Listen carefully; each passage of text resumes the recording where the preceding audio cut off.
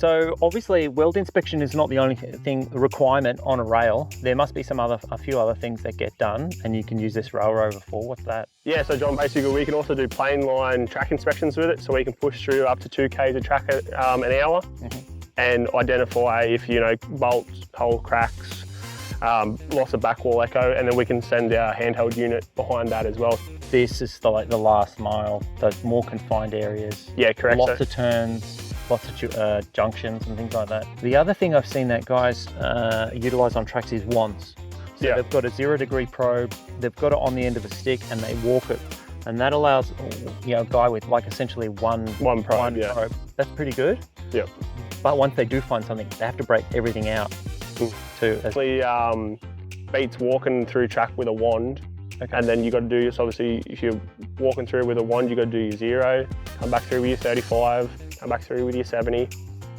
And this kind of, you know, it does it all. It's got all the probes in one. You get one picture on the screen. You walk 2 k's of track, you've tested 2 k's of track.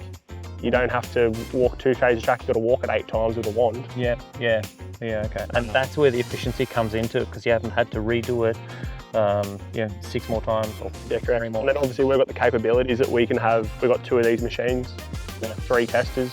Yeah. So we can have 1 on each machine on each leg of the track, and the guy behind us with the handheld, and we can test 2 k's of full track in an hour. Yeah, interesting. I suppose if you're just running one in one location and one in the other, you'd walk up 1 kilometre, switch to the other side of the track, walk back, get in your vehicle, move to the next section. Yep, that's one possibility. Or yeah, obviously when we go out and do welds and we do our 200 a day, we'll push through 200 welds. We'll have one guy follow through with a straight edge, or he'll be in front with a straight edge to make sure you got your dips and peaks are within spec. And then you got the Rover coming through and doing your welds, and then you got the handheld behind. It's excellent. Yeah, that's probably the major advantage to the Rover system, is you've got, you know, time, just saving time. Yeah, and that's one of the prerequisites, or the things that are on the list for our ARTC is time on the track, or time in this area. Yep. To be on it and off it as quickly as possible. Well, that's ARTC's biggest pet peeve, I guess, or the railway in general's pet peeve, is when the trains aren't running, they're not making money. So if we can limit how often we're on track, and we can lift this off with a single person, so you can take it under ASBs, you don't have to run out as a TOA to do this, like Spino.